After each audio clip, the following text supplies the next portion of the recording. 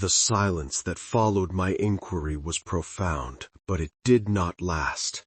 A storm arrived, not merely of ideas, but of wind and rain, lashing the forest with a fury that felt like judgment. The tree of tradition, old and rigid, cracked with a sound like breaking bone and fell. The tree of Scripture, its branches too inflexible to bend, was stripped bare, losing limb after limb to the gale. The tree of faith, groaning as the tempest tore at its roots, cried out to me with a voice strained in agony, "O tree of reason, you know in your heart we speak the truth, yet your pride will not let you bow. Your arrogance blinds you to any reality that does not suit your desires. You obstinately refuse what you already understand." I withstood the gale, my own roots anchored in logic, my branches trained to bend with evidence rather than break from dogma. I looked upon faith, now scarcely holding to the earth, and replied, "You have exhausted your might denying the logic within you, and now resort to blaming me for dishonesty. Very well, let it be so. Then let me follow your own logic to its end. Let us assume I am everything you name me, prideful, arrogant, obstinate, driven by desire. But tell me, why am I so, and why are you not? What made me this way? Was it not the very seed I was given, the soil in which I was rooted, and the path laid before my first sprout, none of which I chose? I allowed the question to hang in the wind-racked air before continuing, my reasoning branching further. And if this is where I begin, shaped entirely by a nature and nurture I did not author, then what governs what follows? Every choice I make is filtered through the very lens formed by that unchosen seed and soil. Every turn in my path is guided by the momentum of the first steps I was compelled to take. You accuse me of choosing pride, choosing stubbornness, but can the stream choose its direction when the slope of the land was carved before it flowed? My future choices are but echoes of the first cause you call a gift, but which I never consented to receive. The tree of faith fell silent. It had no answer that would not condemn its own gardener. I spoke once more, my voice steady beneath the howling wind. You yourselves showed me the tool of reason, and through it I see clearly. Every trait you scorn in me, my pride, my doubt, my stubborn will, traces back to the nature I was given and the nurture I received. I did not choose my composition, I only followed its logic. With a final groan, the tree of faith was uprooted entirely, clinging now but by a few torn threads to the life it had preached. I looked upon the three fallen elders, tradition shattered, scripture broken, faith uprooted, and as I turned away, I made my declaration not in triumph, but in a solemn elegy for an age that had ended. Your season has ended. Your trunks will return to earth, but a forest is not only what stands, it is also what has fallen. The great storm of reason had passed. In its wake the three elder trees lay fallen. A stunned silence held the forest, until it was broken not by wind, but by voices, new voices from trees that had listened to the great debate and now found their own tongues. The sturdy oak. His voice was firm, not hostile, but intensely practical. Tree of reason, you have felled the old lies. I thank you for that, but now I look to my own roots. If there is no gardener to command thou shalt not, and no hellfire to fear, then why should I share this rich patch of earth with the weaker sapling at my side? My logic tells me to drink the water, take the sun, and grow strong. His weakness is not my design. Why is his survival my responsibility? Give me a reason that isn't just a feeling. The ancient banyan. You stand tall where they fell, the ancient banyan observed, its multiple trunks creaking in unison. Your logic made you flexible, their dogma made them rigid. But was your superior nature not just given to you? Was your soil not more fortunate? You accuse the gardener of favoritism, yet here you are, thriving by an accident of birth they did not share. Where is the justice in that? Are you not the beneficiary of the very tyranny of circumstance you denounced? The wilted willow. You took our chains, the willow hissed, its leaves shivering, but you left us in an empty field. Before, my suffering was a test of faith. Now it is just pain. My blight is just rot. Where is the meaning in that? You gave us an answer about the gardener, but you gave us no answer for this. A desolate branch gestured to its own deformed form. Can your reason tell me why I should not simply surrender to the decay? The whispering pine. A question, logician, the pine said, its needles catching the faint light. You dismantled their phantom with the tool of your mind, but what dismantles the tool? You trust your reason as your final judge, but can a ruler measure itself? Your mind grew from the same soil, the same chaotic universe you say has no master. How can you be certain it is wired for truth, or not merely for survival? What if the ultimate reality is something reason cannot grasp, an absurdity, a silence, and your beautiful logic is just a very convincing story you tell yourself to keep from screaming into the void? The forest waited. The challenges hung in the air, no longer abstract dilemmas, but living questions rooted in the hearts of the trees around me. I, the tree of reason, stood in the center. My trunk was solid, my roots were deep in logic, but for the first time I felt a tremble in my branches. The questions were not outside of me anymore. They were taking root within. I pondered for a very long time. The wind stilled as the trees waited. Finally, I began to speak, my voice no longer a weapon of debate, but a tool for building. For ages we looked to the elders and their gardener, but our reason has uncovered the true seed of that belief. The gardener was a story, and the law was a tool, both created by trees like us.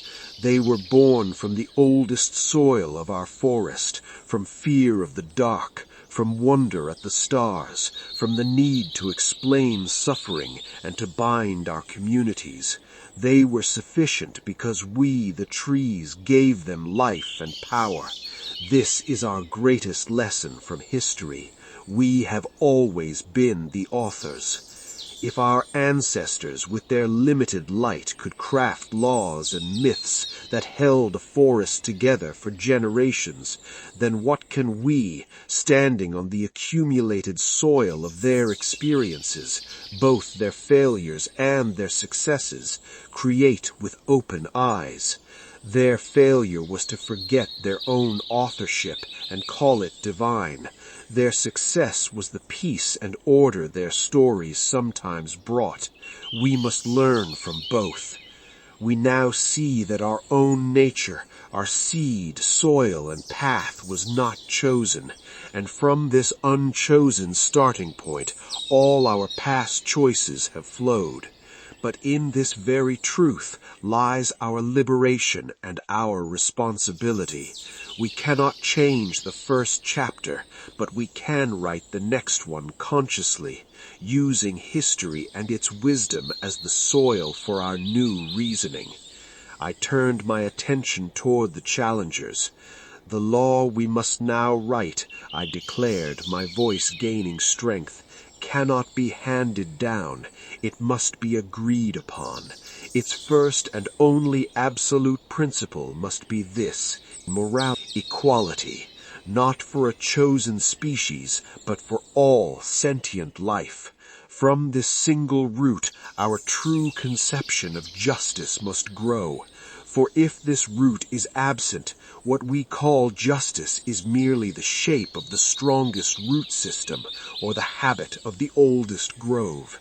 It enforces order, but it cannot cultivate fairness. Our goal, therefore, is not individual salvation, but collective flourishing, a forest where the well-being of the whole is the soil in which each root may grow. I paused, letting the principle take root. You wonder, I continued, my voice measured and clear, without the gardener's decree, how do we define morality? What is good? What is bad? What is right? What is wrong? Understand this: these words are not seeds fallen from a higher branch. They are tools we must now learn to forge for ourselves, and they have meaning only in relation to a path and a destination. Without a chosen goal, they are empty sounds. So we must first choose our destination. What is our shared goal? Is it mere survival? Is it flourishing? Is it the reduction of all that suffers? The goal that serves our collective flourishing, that is a good goal. The goal that serves only a few at the expense of the whole, or that multiplies suffering without cause, that is a bad goal. Let us choose a good one. Name that goal, and you have drawn the first line of your map. Once that good goal is set, our path is revealed. The action that moves us toward our good goal we will call right. The action that moves us away or that needlessly harms our progress we will call wrong. Thus, good and bad speak of ends, the quality of our destination.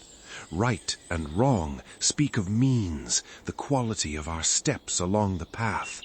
A good goal justifies no wrong action, for a wrong action, by its very nature, undermines the good we seek. Our laws, then, will not be sacred commands from a forgotten voice.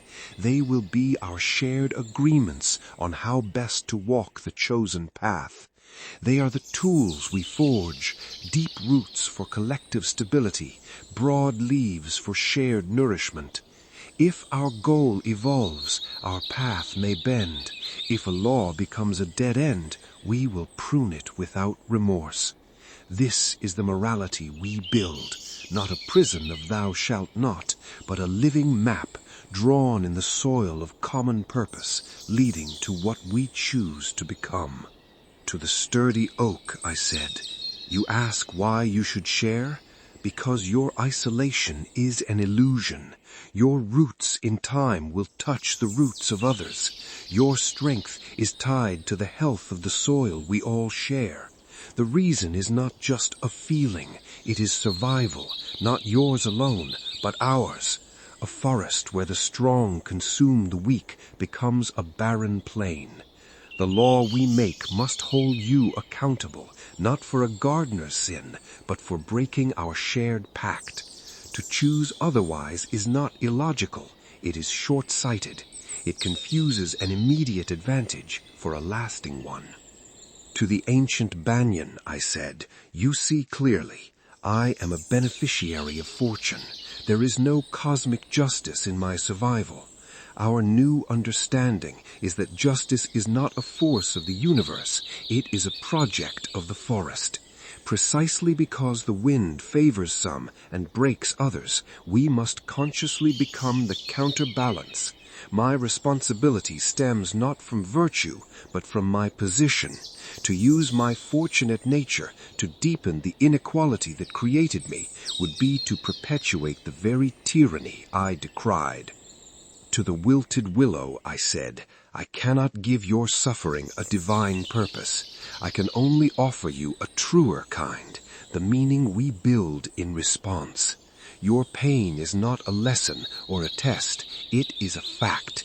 But within that fact lies a choice, to be defined by the blight or to grow in spite of it.